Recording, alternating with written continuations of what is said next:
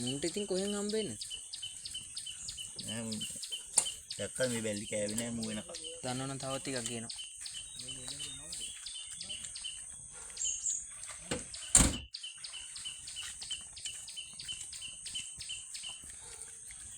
පොඩ් පැටව දෙන්න පව්.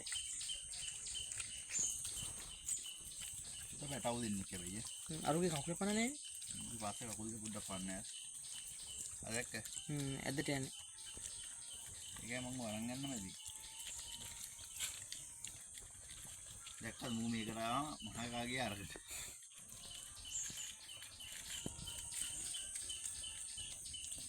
අර ඉතින් තව එකක් බලන් ඉන්නේ කරම දෙන්නේ. ඔයාලා දිනනවා.